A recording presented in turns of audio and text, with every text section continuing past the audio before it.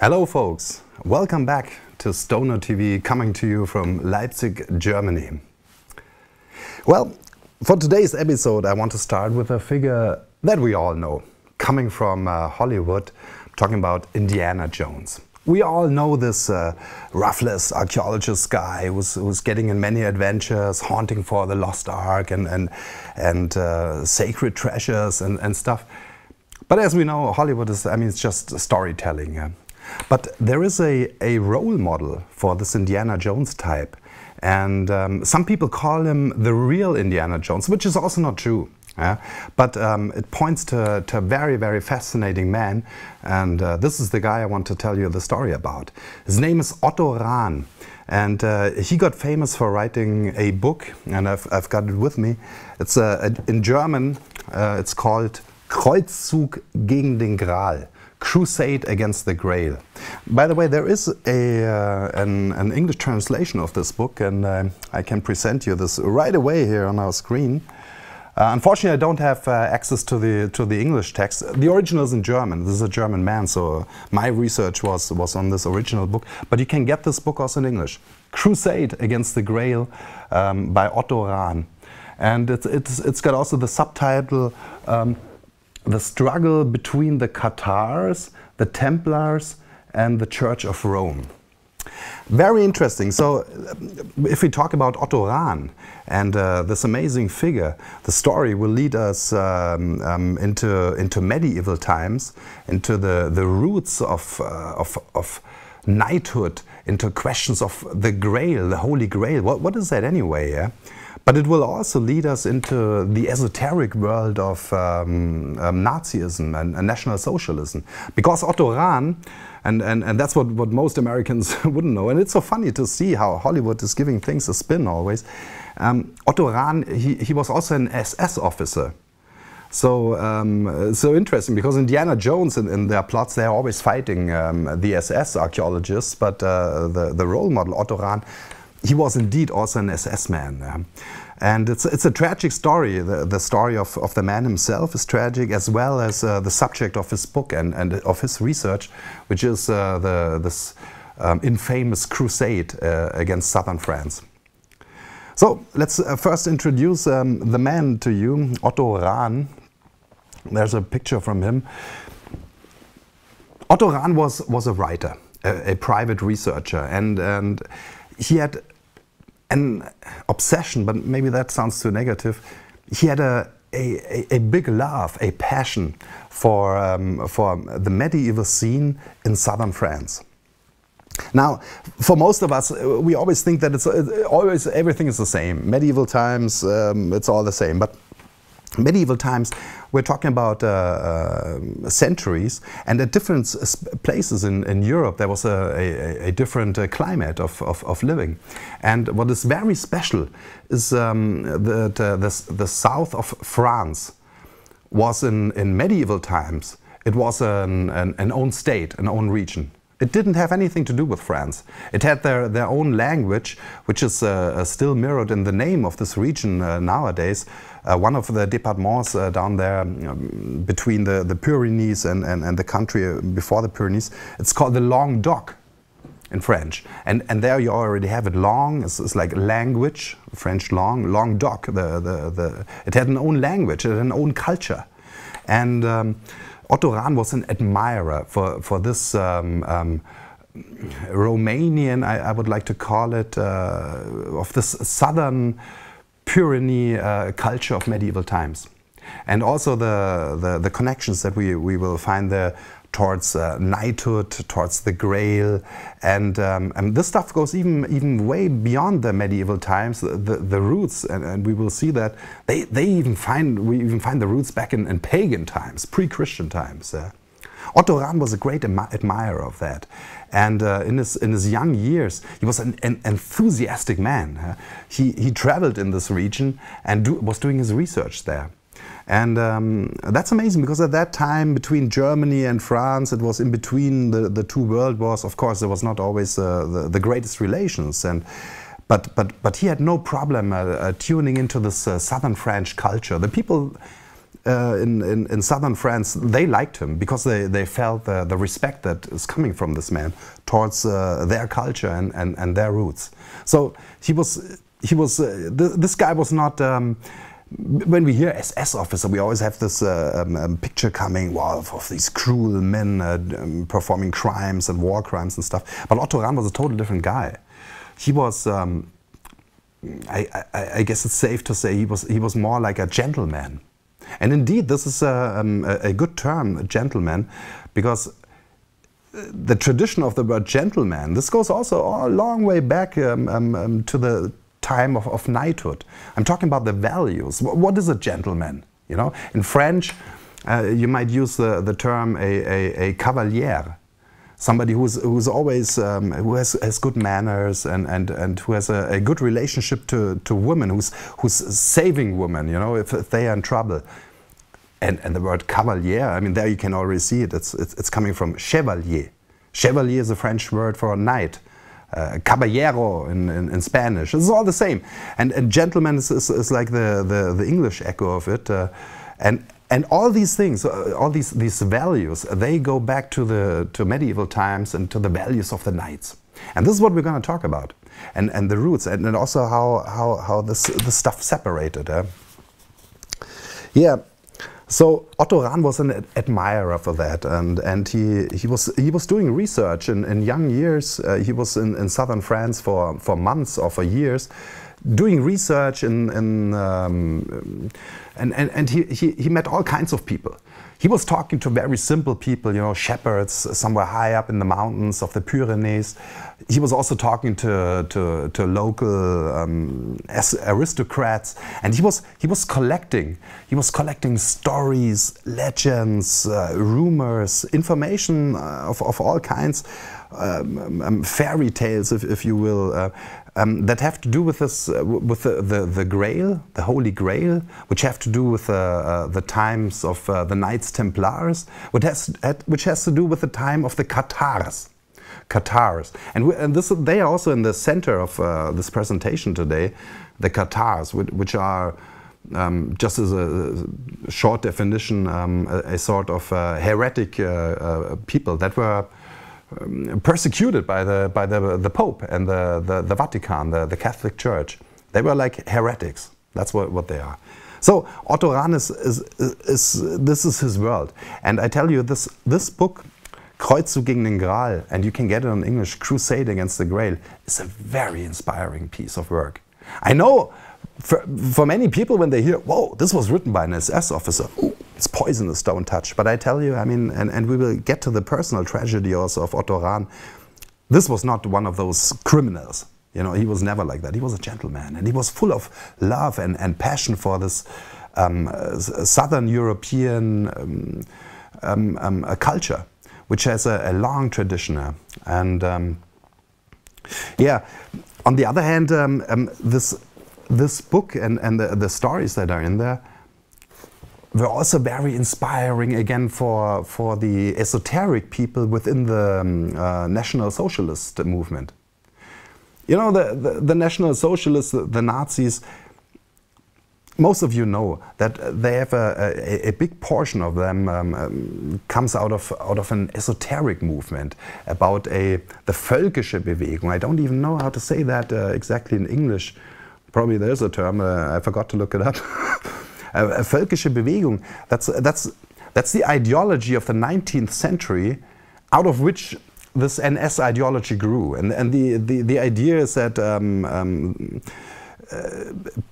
different peoples, they have different blood connections, they are carriers of certain values. This is the völkische ideology. And for those people, the work of Otto Rahn was very inspiring, because he brings up all this interesting information and about this culture, about this conflict between a Catholic Church and heretics. And in some way, these conflicts are mirrored in the 20th century. So these Nazi people, the esoteric Nazis, they looked at this stuff and were quite amazed. So that's why Heinrich Himmler, who was the head of the SS, he got an eye on Otto Rahn. And Otto Rahn, when he was a young man, when he was doing the work for this book, he was always struggling with financial problems. You know, he was a man on his own. Nobody really pushed him. And so when Himmler got an eye on him, he made him an offer. And he said, come on, you have very, very interesting research. And why don't you join us, join the SS? By that you get money, you know, you're an officer then, and you get certain privileges in the German Reich, which is also for an advantage for him. Privileges, we talk about traveling. You know, this guy, he wanted to travel to France, which was then, of course, suspect. What are you doing in France? France, they were the enemy at those times. So they made him an offer. They told him, hey, we support your work. Because again, the SS and these esoteric figures in the SS, they had their own little programs running, like the Ahnenerbe. Now, I also don't know how to say that in English, but the Ahnenerbe, Ahnen is our forefathers and Erbe is the heritage. So these NS people, they were doing research in different regions of the world, not only in Europe. They had these expeditions in the Himalaya, they had expeditions towards Egypt. Well, this is coming in Indiana Jones, this narrative. And they also, they wanted they looked for traces in earlier times for their ideology, which is focused on blood and purity of blood and stuff like that. So in this context, of course, this entire stuff about the Grail, the Holy Grail and the bloodlust and stuff, this was very inspiring for them. So Himmler told him, come to us and we support your work. You know, there's a budget for you with what you can work. And Otto Rahn, he took that offer, you know.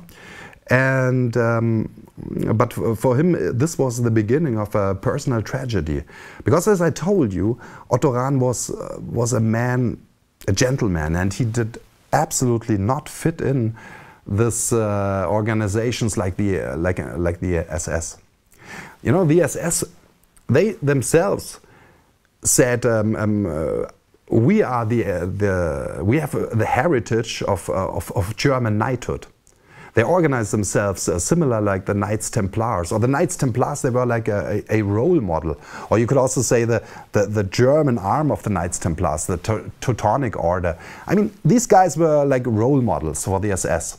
You can see it in symbols, and even till nowadays, German military uses these symbols, these very similar symbols to the Teutonic Knights. Also the colors black and white. By the way, I mean, just throw this in. Do you know why the German football, or in America you call it soccer team, is always wearing black and white? This is not our flag, isn't it? By the way, this summer we sucked a lot, but football is a big thing here in Germany, you know, and most Germans also don't know this. But this black and white, this is not our national flag. This is not the black, red, gold. But the black and white, this goes back to Prussia. And then again, the colors of Prussia, they go back to the Teutonic Order. And the Teutonic Order goes back to medieval times, to the Knights Templars. And the colors of the Teutonic Order was always white and black. They were having this white shirt over their gear, and on this white shirt they had this black cross. Still the same symbol you get in Germany, even nowadays in the army, if you get honored, you get the medal cross. This is still the same tradition. So you can see this continuity there. This is important. So the Nazis, the SS, they also saw this continuity, and they said, we are, so to say, the modern version of this Teutonic Order. And which means this is a thinking of elite, of elite warriors as well. Because these Teutonic warriors, Teutonic knights, I mean, in their days, those were the toughest fighters you can think of. You know, this was really heavy military. They were permanent in wars. The Teutonic Knights, they set on their goal. They want to bring Christ to all these pagan tribes in the east of Germany. So for hundreds of years they fought the tribes that are in countries. Nowadays it's Poland, it's Ukraine, it's even parts of modern Russia. Russian city Kaliningrad used to be a German city, and it was called Königsberg. And one of the most important places there is the Marienburg, which was the headquarters of these Teutonic Knights. So already there you see the similarity to the happenings of the Second World War. It was also again fighting against the East and all this stuff. And one saw people saw themselves in this role of fighting for European culture and European values and stuff. Yeah. So the SS themselves, they had this tradition and continuity, but and now it's getting really interesting. To make things simple, we can break it down and say this knighthood, being a knight, it has to break it down. It has two sources, two roots that come together there, and one is this extreme focus on male. I mean, a knight is always a male guy, you know. It's a man. It's the values of man, of how to live right in a righteous way, how to behave right. There's a codex, you know. And one aspect of these knights was the focus on this militaristic thing, getting your body in full shape, you know. Training, practice, learning worship, and fighting like hell. You know, I mean, getting over your fears and all this. And the Knights Templars and the Teutonic Order, I mean, these guys, they were elite warriors. They were infamous. I mean, when you have to fight against people like this, you know, it was not possible. Yeah. So this is one aspect of the knight. You know, this fearless warrior, but it's even then brutal. It's a killing machine. It's somebody who is taking his own personality back, you know, and just following the orders, you know, and not asking. You know, loyalty is also a big thing. You don't ask your orders, you just do them. This is the one tradition. But the other one, the other roots of knighthood, is what Otto Rahn was following and what this book is about. And he said there's another tradition of knighthood, and this we find more in this southern France, north of Spain region, and this is where the knight is more in a tradition of a troubadour. You know, the troubadours, these were the ones that had all. They were singing, they were writing poems for the lady. The lady was an ideal thing. We never talked about sex or something, you know. For the troubadours, they saw themselves, the knight is existing to protect the female, to protect the lady, and also, of course, the children and stuff. So the knight is then not somebody who is brutally, you know, fighting, but it's more, he's a gentleman, he's a cavalier. That's where it comes from. And this was in southern France, was it a big tradition. You know, the term troubadour is French, you know, troubadour. And it's the French term for the bard, or whatever you call this archetype, you know. And it goes back, if you have got some French in your language, it goes back to the word Latin, I guess it is troubare, French it is trouver, and that means to find something. The troubadour is so to say the one who's finding something. Now what is he finding? He's finding himself, some spiritual thing. He is finding the Grail. Because in the Grail topics, it's always about searching for the Grail. It's the quest du Graal, the journey to the Grail. That is what is important. It's not the moment that you find it, but yeah, of course, it's also then this moment of enlightenment or whatever. But it's the quest. It's a search. That's what this entire thing is about. You know, the knights of the Tafelrunde, this entire story of King Arthur. You know, they were searching for the Grail. This is the thing. It's a search, and it's a search that it has an outer dimension, that we're really talking about something material. You know, the Grail. It's people say it's a something where you can put some liquid in, you know, like a cup or something, yeah. So this is one aspect, this material thing, but the other thing is the symbol of the Grail as a symbol for an inner search. What this matter is about is this is European spirituality, what I'm talking about, and this Grail stuff is very old. Of course, we have different. Because it's such a big myth, this Grail stuff, we have different versions. And there's the Christian version, which goes that the Grail is the cup that Joseph from Arimathea was receiving the blood of the crucified Christ. And then he brought this to England. And then this is where this entire English version of the Grail comes out. But it's not the only one that we have. There's also versions of stories of the Grail in parts of France, in the north of France, in the Bretagne.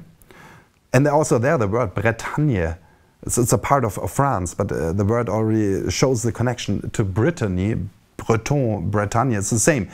This is also, it's part of the French land, but it was never culturally, it was more part of the British Isles. So also in the Bretagne, the Grail myth is very, very big, and you can find interesting places there where they say this is where they claim here this is the grave of Merlin and stuff. You can find that in the Bretagne as well. But today, and what Otto Rahn is focusing on, is the stories of the Grail in southern France. Now this is so interesting, and many of these stories of the Grail in southern France you might also be familiar with, because nowadays lots of this knowledge is published in movies and also in books by the likes like Dan Brown. You know, but this guy, he's not taking the stuff out of his head, but he's making a thriller out of the research that is going on already quite for a while. And Otto Rahn is one of the first who was doing this research, but he was not the only one. Of course, there's Lincoln, Ben and Lay. This is a British trio, and they in the 70s and early 80s, they were putting a lot of these legends out of southern France and the Grail and the connections to the Templars. So we also see there's a research tradition within this. Now, in southern France, in medieval times, there was a climate of how can we say that, of fair living. You know, it was not so like we always think. Oh, medieval times, you know, people were only focused on this one religious thing, and it was intolerant and everything. But the truth is, in southern France, there was quite a peaceful life. I mean, there were, of course, like anywhere in France, there was landlords, there was aristocrats, but these aristocrats were very open. And in this region of southern France, in the Languedoc, there was a certain diversity of cultures and religions living with each other without any bigger problems. Talking about Jews, they had no problems there. Even Muslims had no problems there in southern France. Some of them were there. And also within Christianity itself, there was the ones that were following Rome, true loyal Catholics, but there was also many people following a kind of a spin-off of this Christian mainstream. And these are the people that we call the Kathars, or sometimes they're also called the Albigens. That has to do with Albi, which is a little town in the south of France. That was one of the centers of this heretic tradition. And yeah, our Otto Rahn was doing research in all of this. We see here we see him in one of the caves in the Pyrenees, where he was enthusiastic. He believed he could find the Grail, and I guess in the beginning of his quest, he really believed in a material thing that he could find there. And there's indeed traces, interesting stuff. The book is full of it.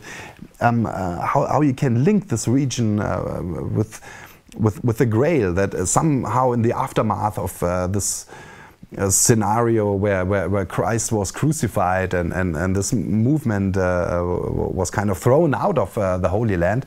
There's many legends going that at least some parts of Christ's followers, they came into southern France and they brought with them the Grail. And of course there's many, like I said, many different versions of the Grail. Some people say it's this Christian narrative.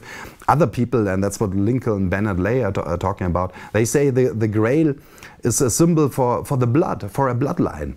The sang real. Sang real, put it together, you have Saint Graal. You know, it's a play of words.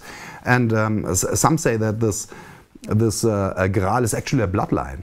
Actually, they say it's a bloodline from Christ. Now I know, at this point I wanna throw it in.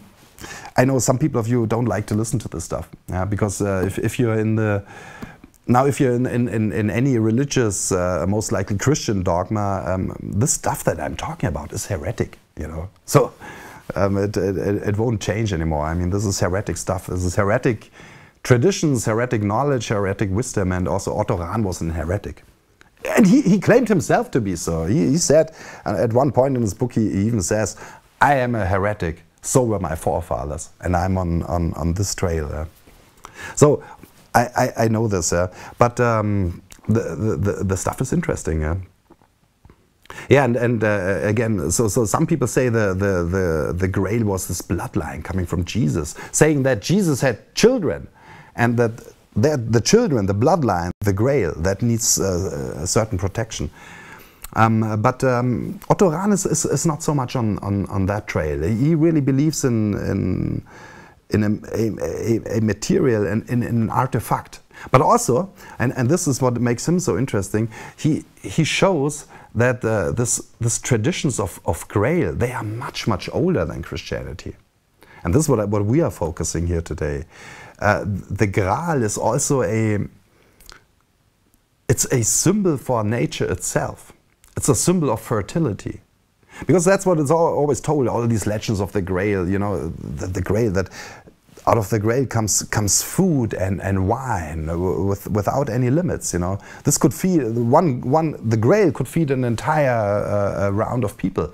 Then all the knights could sit there and it's coming out. The Grail is also the symbol of rejuvenation. You know, the story that Wolfram von Eschenbach is telling is also about this sick old king. He's sick, his blood is sick. So the story is with the Grail, we also bring something new in. Youth, health, sanity. You know, this is what also the symbol is. And you might even get beyond this and see that the Grail, and its roots are maybe the female side of life. You could even say the vagina, the female sex. This is the Holy Grail. You know, that's what it is. This is where life comes out. You know, this is where youth comes out, and these traditions are very old, and they lead us into pre-Christian European spirituality, where nature itself was God. Nature itself, fertility itself was God. And it was coming again and again and again. And we've got many of these stories in Celtic traditions. You might even, if you're connected with that kind of stuff, you might even see this in the tarot.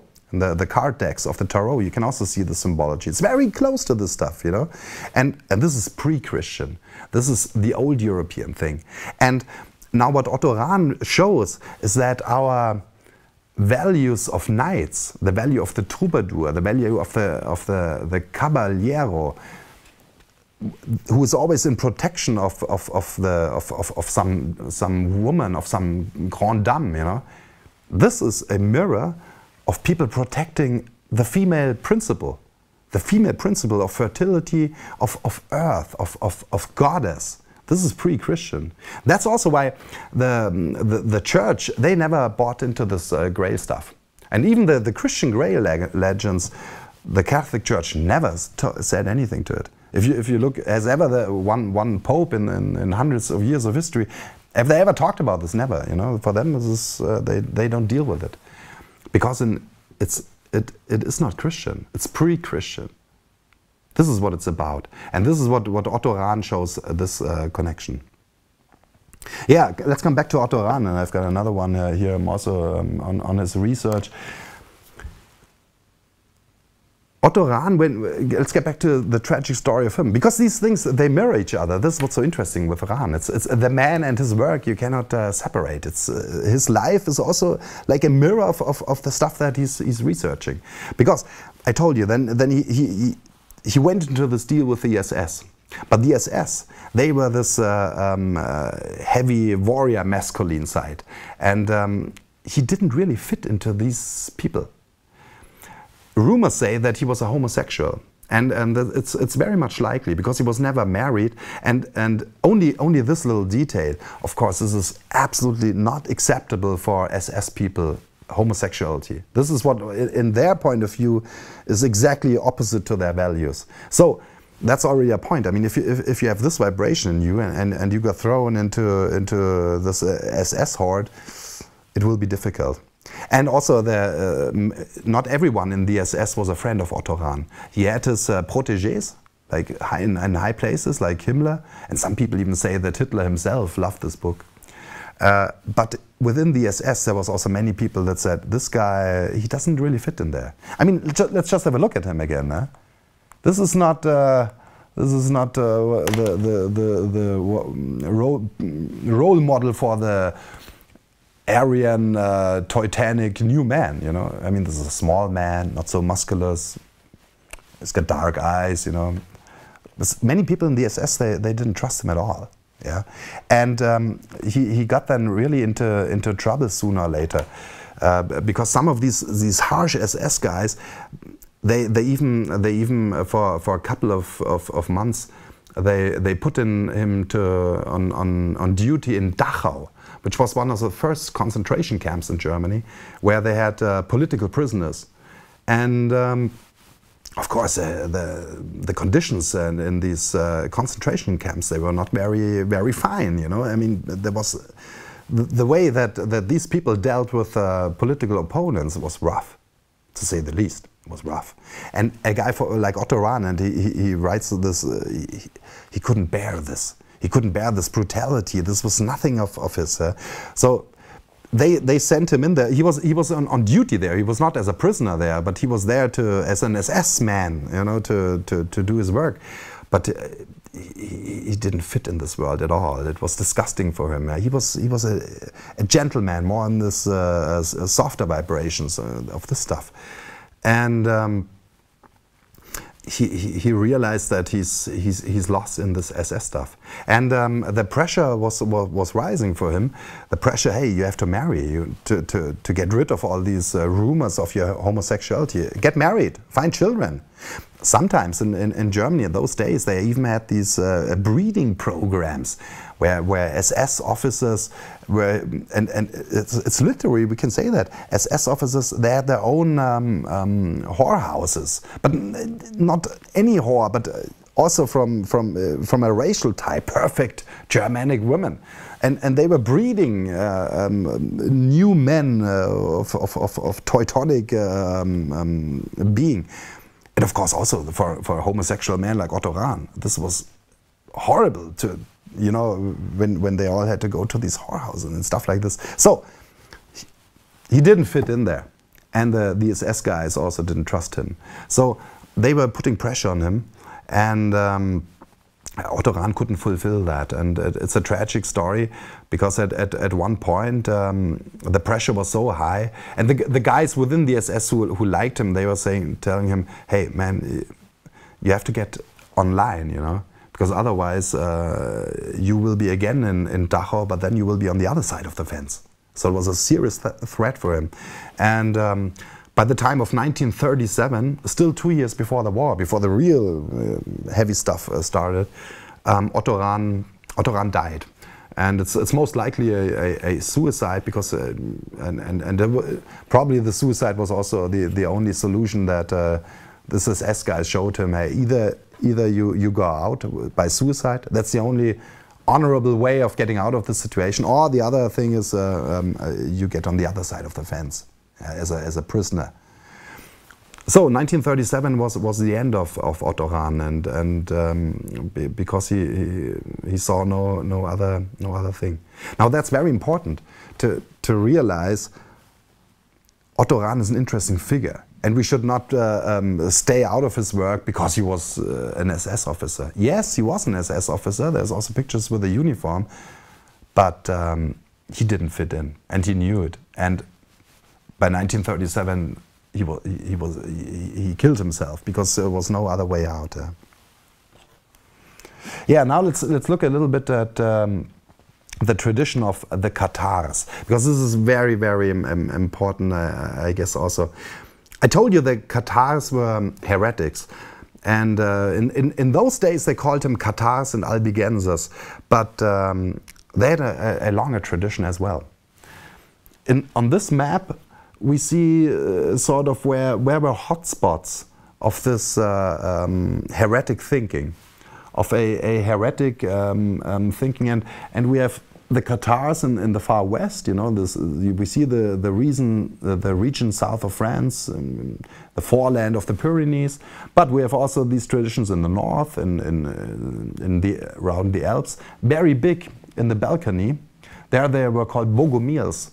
In the Bulgarian region, but this goes also back, also in the timeline. This goes back, and the roots of this religious thinking, they are in the areas of the Near East, Middle East, and the first ones, they were called Manichaeans, I guess. Manichae, this is French here, and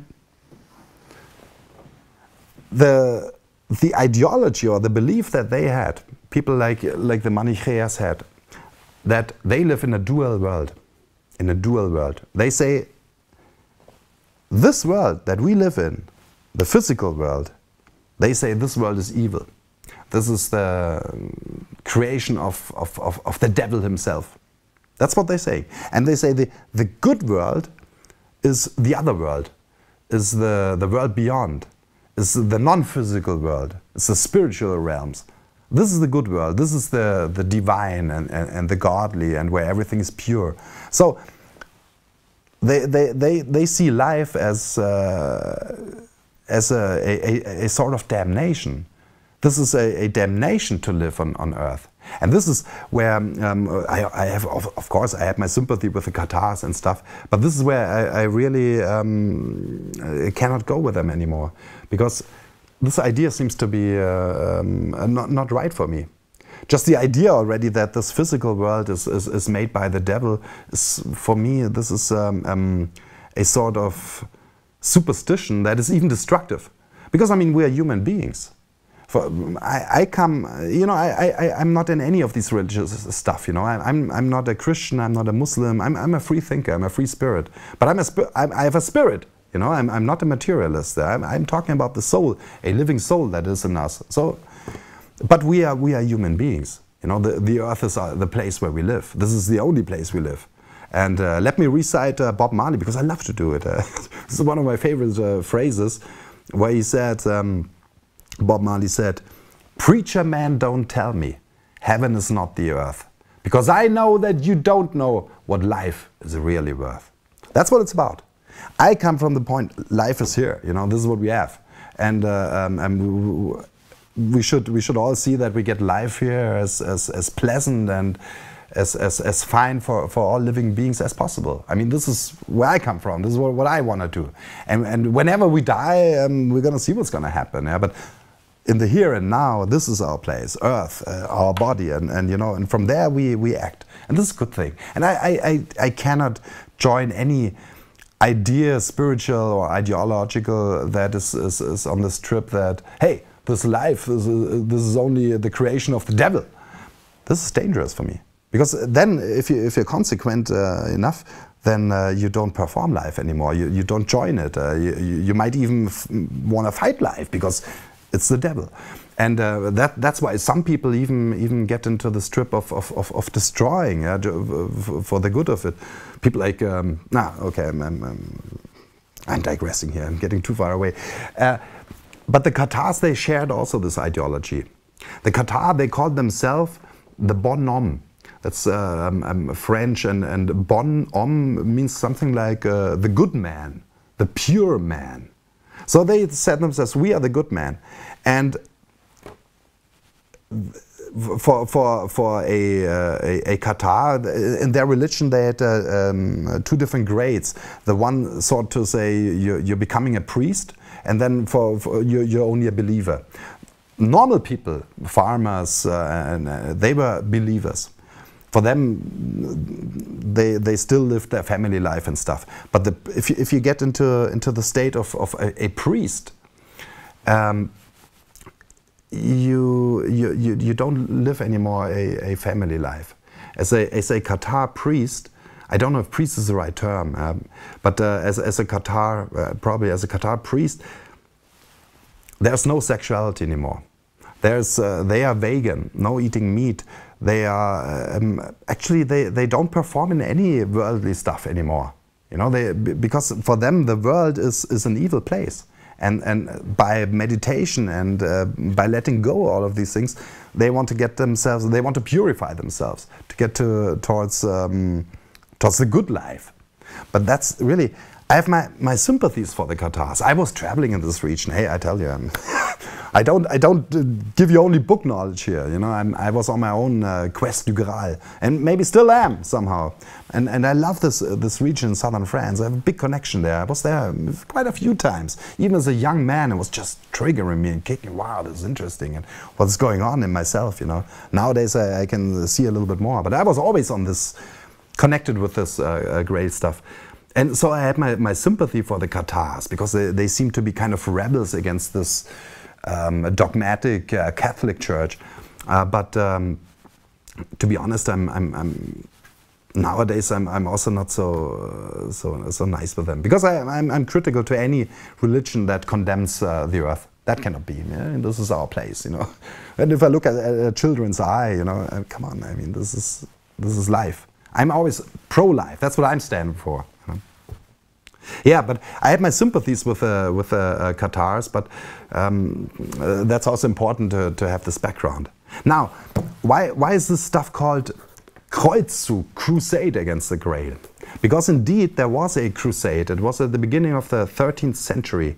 At that time, you can say the Pope and the French king, they teamed up.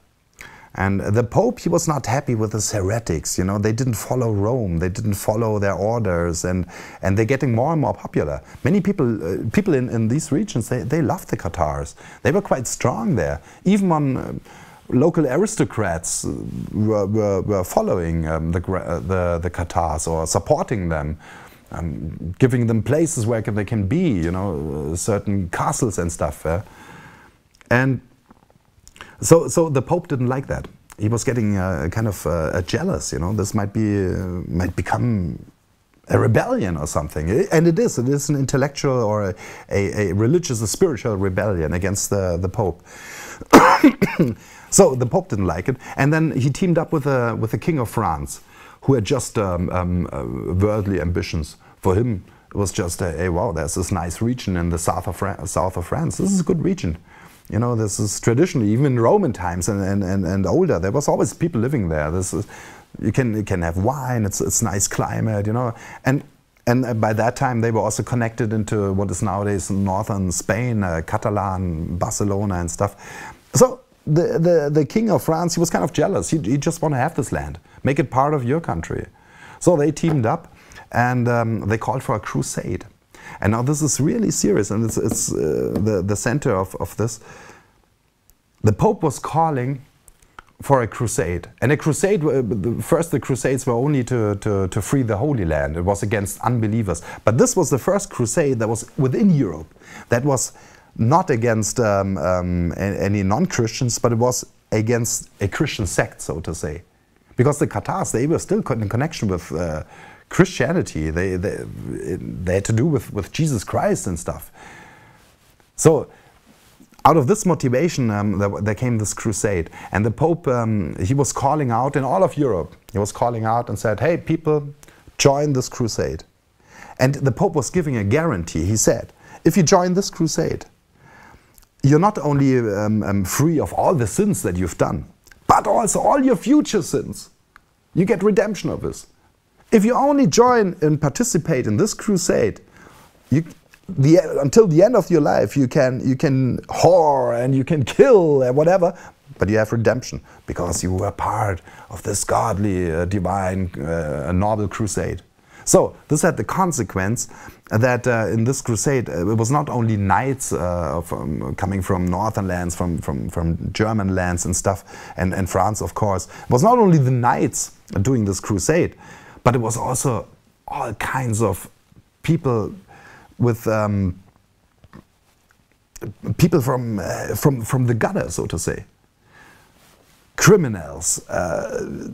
It was horrible. It was really a horrible big army that was brought together there, and they were invading this.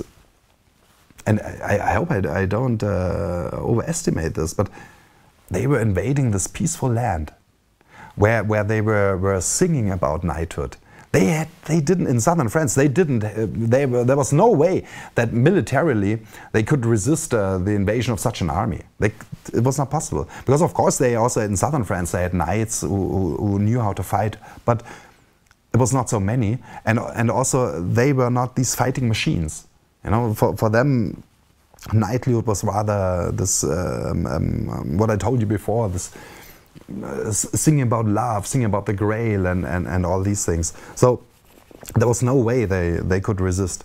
And the first city in southern France that was reached by this crusade is a town called Béziers. Béziers. You can still visit it. I was there, and wow, I tell you, when I was there, this is really touched me deep. This echo of the stuff that happening 800 years ago. Béziers was the first city, and the leader of the crusade, they actually had two leaders. They had the worldly leader. He was a knight. That was Simon de Montfort. He was the knight, the leader of the troops, so to say. And then the big boss of the crusade was a monk from Citeaux. It was Arnold of Citeaux. Citeaux is a monastery, and he was you say the ape? I guess the boss of the abbey. It was Arnold of Citeaux, and he was the head of this crusade. And when they hit Béziers, in Béziers, all the people, they were in panic. People were in panic because before they couldn't imagine that. A crusade against us? Why? I mean, we are good people. We are Christians. The crusade will not come, but then it came, and people had panic. And there's two big churches, there was two big churches in Béziers. One you can still visit, the dome that was rebuilt then, and they were in fear. They were all assembling in these two churches, and praying that nothing will happen. And then one of the knights was asking this Arnold of Citeaux, hey, how can we separate the righteous Christians from the heretics? Because also in Béziers, I mean, half of the population, they were loyal to Rome. They were not all heretics. It was always a mix. That was so interesting in southern France. It was a mix. You know, laissez. You know, everybody can. Yeah. So they asked, how can we separate the righteous Rome loyal Christians from the heretics? And you know what Arnold said? And this bon mot, I mean, it still has shockwaves of fear and disgust, because it just shows the entire brutality of this thinking. Arnold, he replied, kill them all! Because God, he can decide, and he will find his ones. So kill them all! Don't worry about this. You kill them all, and God will find his ones, and the others go to hell. So that's what they did. That was a massacre. And after Béziers fell, I mean, in the entire land in southern France, panic was, and it was obvious it's just a matter of time. No, they couldn't resist militarily. So this still went on for a few years. Actually, it's a matter of decades until the last Kathars were caught.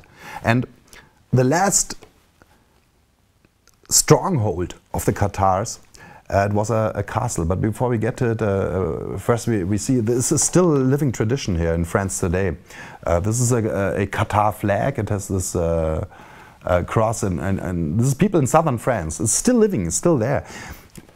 I tell you, if you have ever the chance to travel there, it's very, very interesting. I love it. I was there quite a few times, and because you can still feel it. This is not only history out of a book, you know. This is living history. It's a living heritage. And it's also, I tell you, I don't know where you listen to me right now, but this is not only my heritage, you know, this is yours as well. Because this is European spirituality, it's European history, and it's part of world heritage, world history. So it's still living there. Ah, yeah, I forgot this one, and I want to, I mentioned the name already. This is Wolfram von Eschenbach. Wolfram von Eschenbach. Eschenbach is a very, very small town in southern Germany, in Bavaria. And this is a photo from this little village, and it's still the figure of Wolfram von Eschenbach. He stands on the beginning. In medieval times, he wrote this big epos of Parsifal, which is this entire esoteric story that I told you today about the Grail, and he knew about this stuff. And he said himself that he got this from a troubadour from the Provence, from southern France. That's where he got the story. And he wrote a story that is not only the Christian narrative of the Grail. He already had this pagan stuff with him. This is very, very interesting to read this in the original. This Wolfram von Eschenbach. Yeah, back to the Qataris. I told you that, so in the Crusades against the Qataris, there was not really a big resistance. It was just a matter of years until they got to their last stronghold. And this is the last stronghold. It's a very special place. This is the Mont Ségur. That's the way the mountain is called. And up there is the Mont Ségur castle. And historically, this is where the Kathars were, and there's this rumors that when the Crusaders were all around already, they were isolating the castle, and up there they were still holding, but there was no hope of getting out there. And there's these rumors that they said at a certain point, okay, we're going to give up. We're going to come out, we give you in your hands to the Inquisition, but we do it tomorrow. And in the last night, it is told that maybe, and there's of course many versions of the story, maybe with the help of some Knights Templars, the treasure of the Kathars, whatever that is. Again, the treasure of the Kathars, it's the Graal, but we don't know what it is. Is it a cup, a material thing, an artifact, or is it the bloodline? Is it maybe babies from the bloodline, whatever? But the legend goes that some Knights Templars in some daring action, they took the treasure out, and through these walls, with ropes, they were escaping. And then the next day, all these Kathars and also their worldly knights protecting them, they all went out, surrendered, and they were asked, okay, surrendering, that's fine, but do you stay with your own old belief, your heretic stuff, or will you be a honorable Roman Catholic again? And I guess it was all of them. They refused, and so there was they were all killed. They were all burned there, and it's still there's a field you can visit this. Still, there's a field that still has the name. Nowadays in French, I can't remember anymore, but it's still the field where it was like 300 people were burned there. And that was the end of the Kathars. So they were there in these castles. But the interesting stuff is the Kathars and the Grail, the connection they have to the Grail, to this old secret. Again, the Grail, as I told you, or this version of the Grail is Earth. The Grail is Mother Earth. It's fertility. It's nature. So it seems to be kind of how can the Qataris, that for them nature is evil, how can they be the carriers of the Grail? Well, there's many questions of this. Many stuff is intertwined and it comes together as well. In the end, we don't know why. But there's connections to this, and that's what makes the story of the Kathars so interesting. Yeah, let me open one more thing in this episode today, and because we are already in this heretic stuff. Otto Rahn wrote a second book as well. His second book is called in German Luzifers Hofgesind, and I guess in English, and I guess there's also an English translation, it's called Lucifer's Court. Now that's interesting. He's coming with this term Lucifer now. And this is also interesting because in his younger years, I mean, he was always young, he died young, but in the beginning of his research, he was digging in this narrative that Lucifer, this is the evil force. Lucifer is the same like the devil. But then, as his research continues, he comes more to the point that the evil forces are more to be found in this Judeo-Christian tradition. Rome, that was the evil forces.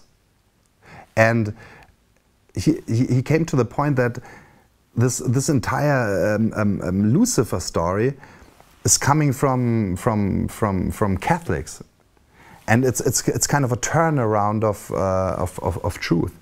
The evil forces are all of a sudden on the throne in Rome and ruling, and the good forces were all of a sudden marked evil. And he said, and this is interesting because I go along with this as well. It's about the term Lucifer. You know, for many people, if you're in this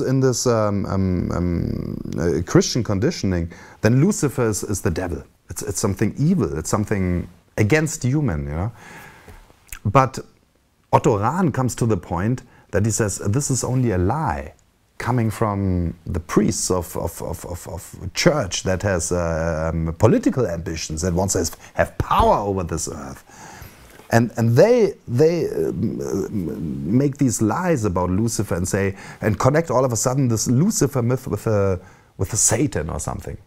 Now, I'm not in this religious stuff here, and I'm not in it. I'm not a Christian. I told you before, and actually I criticize all this religious thinking, and we will get to this more in further episodes. But at this point, the myth of Lucifer, this is an older stuff, and to say it has something to do with the devil or Satan, this can only come if you're in this mindset. There's a God, then there's also the opposite. There's a devil. Again, you have your Manichaean worldview. You know, they have the good and the evil, and oh, this is evil. The world is evil. Sex is evil. Joy, laughing is evil. Did you ever watch the Name of the Rose or read the book by Umberto Eco? Laughing is evil. You know, this is the thing, and so for Catholics or for priests, I'm not talking about you and me, you know, about my neighbor who's going to church. I have no problem with them, you know, but for the priests, they turn this around, and they say Lucifer is the Satan. Now, I'm not in this. I don't believe in Satan. I don't believe in this God figure, and as well I don't believe in the Satan figure. For me, this is, I don't believe it, you know. And Lucifer is a myth. It's a mythology, and it's also a very old mythology, and it has nothing to do with this God Satan thing. This is it has nothing to do with it. Lucifer, if you really get to the term of the word, Actually, it's Latin, and it means light bringer. Lux is Latin for light. It's the light bringer. And indeed, for the Romans, Lucifer was the name of the morning star, which we nowadays call Venus. That's Lucifer. Indeed, it's only a name. That's the name of this star. If you would time machine yourself back onto the Roman Forum, and at nighttime you say, hey, well, what's the star? They would tell you, this is Lucifer. They didn't call it Venus. They called it Lucifer. We call it Venus. And also there, do you see the connection? Venus, again, is the symbol for the female principle and stuff like this. It has this connection. And so Lucifer is in my point of view, and Otto Rahn also came to this point, that this is not the devil, it's not evil, it's the light bearer. And this myth is old, and it's pre-Christian, and it's also to do with, while we still see here some pictures, but it also has to do with this myth. This is obviously Hellenistic, this is Greek. This is Prometheus. I'm pronouncing that German. I'm thinking there's a TH in there. How do you say Prometheus or something? I guess you would say it. Anyway, if you write it down, we have the same in this Prometheus. And in Greek mythology, this Prometheus, he was I guess was it a semi-god? They had gods and semi-gods and man, but I guess he was a semi-god. A god or a semi-god, I'm not sure anymore. But the story goes that on the Pantheon, all these Greek gods were together, and actually they didn't show any love for humanity. They did their own thing. And then there was this Prometheus, but he was a figure who fell in love with human beings. So he said, wow, this is amazing, look at this. These are human beings, have soul. They are beings with soul. So they have a certain value, and we cannot kick them around like a piece of trash. These are soulful beings. This is what Prometheus said. So he had compassion with them. While the other gods were laughing at him. They, come on, these are normal people, they are dying, you know, they are no gods, they are not worth anything. But Prometheus, he had this compassion and love to humanity, to human beings, just like I have, you know. This is why I talk about this, and because it's working me as well. And Prometheus, he came to human people, to humanity, and he gave them something. He was bringing the light. He was bringing the fire. So Prometheus, the story goes, he was bringing to the humans the fire, showed them how to make fire. Next thing, showed them how to construct maybe a home. And now this is maybe also the point where we might touch the stuff that we were talking about in the last episodes. You know, this when calendars came into mankind and life was changing. So Prometheus gave this. Similar like in the Americas, in the Mesoamericas, you have these figures like Quetzalcoatl. It's the same thing. You know, there's coming somebody's coming and benevolent for the man, helping man, showing him something, you know, helping that he can develop. Yeah? So this is the figure of Prometheus, and it's the same myth like Lucifer. And it's just that nowadays, and I know many people of you will also now comment this and say, well, Lucifer, this is evil. No, I'm not talking about anything evil. And come on, I mean, if you feel any evil vibes coming towards you, something is wrong. Because if I'm saying that I have also maybe a Luciferian inspiration, that does not mean we are not the people that make any rituals or even sacrifices or stuff. This is absolutely a superstition. I don't need that at all. I'm talking about this myth of that is pro-life, that is pro-man, and emancipating ourselves from this mentality, from this mindset that is dualistic, that is tearing people apart, that's tearing man apart. And I can never support any teachings that say, hey, the earth is made by the devil. Well, then it has no value, you know. Then you can do whatever you want with earth. I stand for Earth. You know, Earth is my home, is our home as human beings. And the Earth has a value, life has a value, human beings have a value, we have a soul. And if you say, hey, this is all devil's work, why protect it? Shouldn't we even then destroy it all? If it's the work of the devil. And that's where you get into really, really dangerous ideologies and thinkings. And sorry about that, but these thinkings are out there. Even to nowadays, we have apocalyptic sects within the Jews, within Christians, within Muslims, even in the Buddhists we have this.